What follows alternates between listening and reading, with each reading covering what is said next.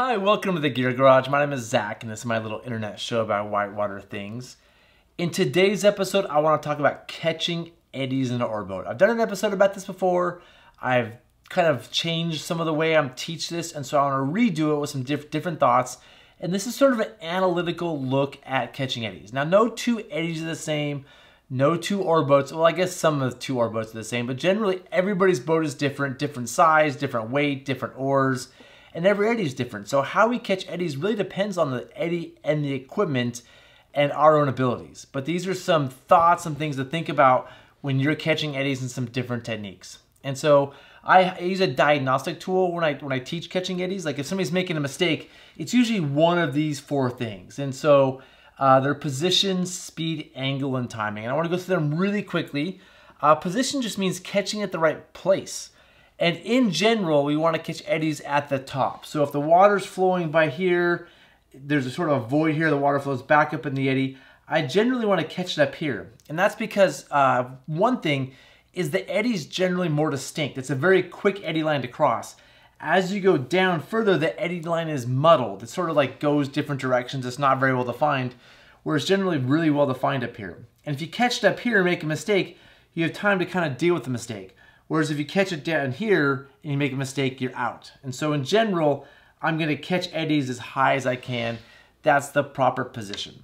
Next, I need some sort of speed to take me into the eddy. Or momentum. I think of speed as something like lightweight boats have.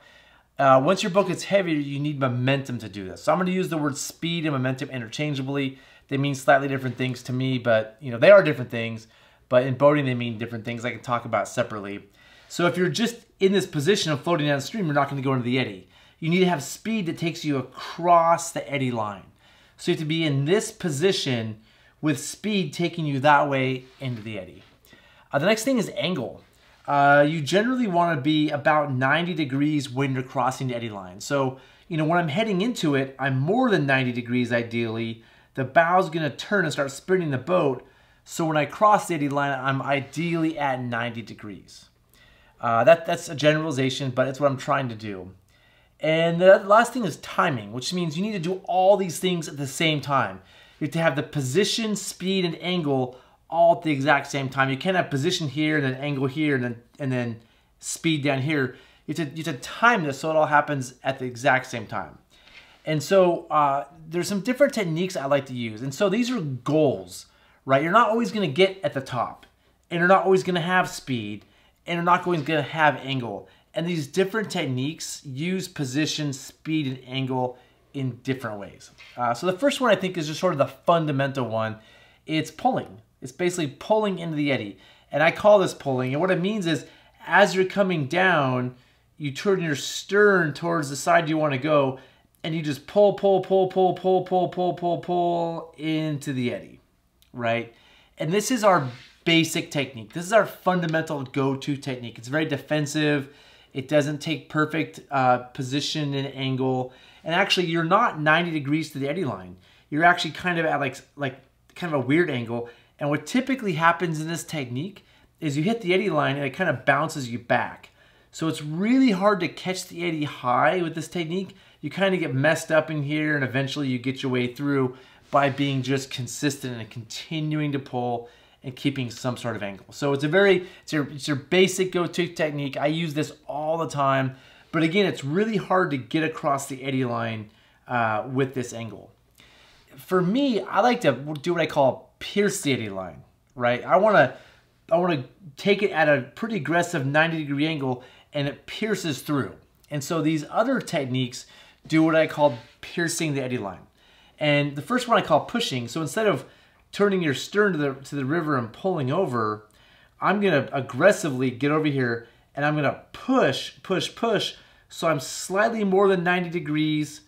The boat catches, the bow catches it, it spins, and I end up like that. And so I have to be, my position has to be high. I have to catch this right behind here.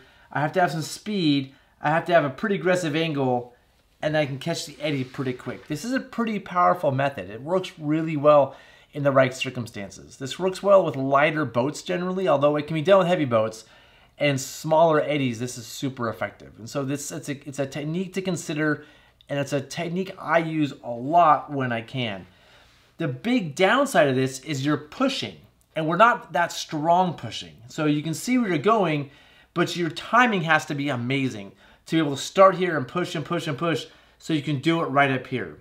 If your position is down here on a push, you're gonna get muddled in the eddy line and in the lower eddy line, and all just messed up. So to push into an eddy, you really have to catch it up high with the right angle, with the right speed. It all has to be perfect. So it takes experience to push into eddies.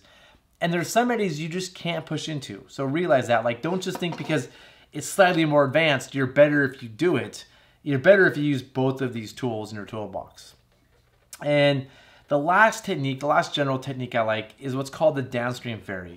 And this is where, when you're coming down, you turn your boat down, you basically point the stern downstream, and you pull across the eddy line into the eddy. And if you have a lot of momentum, you keep pulling up. And this one's hard because as you're rowing, you have to look over your shoulder. So everything has to be natural. You have to basically, by going backwards and not really seeing, be able to pull and look over your shoulder and be at the right place at the right time. And when the boat's sideways like this downstream oar could hit a rock and smack you in the head or something. So you also have to be super cognizant of this oar or not even use that oar. So I'm gonna call this the most difficult technique. It's advanced. It doesn't mean you're better because you do it. It's just a technique you get better at over time. And so just to sort of review this, the key to diagnosing eddy issues, I can look at anybody catching an eddy personally, I feel, and if they make a mistake, it comes down to one of these four things, right? We generally want to catch eddies at the top. We want to take some speed into it. We want to have an angle if we can, and we want to do all those things at the exact same time. There's three general techniques, and there's hybrids of all these too. You know, there's more techniques than this. There's like combinations of the two, but generally we start, you know, the most defensive and sort of the go-to method is just pull ourselves into the eddy and deal with being kind of parallel to the eddy line, which is going to make it hard to cross the eddy line. If I want to just quickly, easily power through, I push down with some speed, go through, boom, and I'm done. And when I have like a big heavy boat or a really hard eddy to catch, I'll do a Downstream Ferry. I'll pull downstream, pierce the eddy line, and pop in like that. So those are the basic techniques. This is just an overview video. I have a few more videos coming up to sort of show a lot of examples of doing these and some of the different angles and why these don't work and they don't work. So as always, if you have comments, ideas, thoughts, add them in the comment section below. I love the comments. Don't forget to like and subscribe. And yeah, I'll see you in the next episode where we're going to talk about pulling into eddies. Thanks.